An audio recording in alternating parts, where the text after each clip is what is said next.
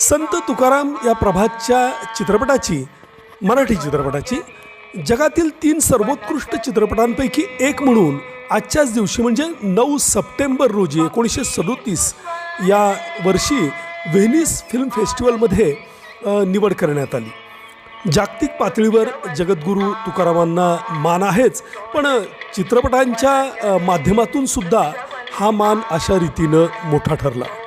संत तुकाराम या चित्रपटाने कित्येक रेकॉर्ड्स नोंदवले। त्यापैकी एका चित्रपटगृहात एका वर्षाहून अधिक काळ चालणारा पहिला भारतीय चित्रपट हेही रेकॉर्ड या चित्रपटाच्या नावावर आहे।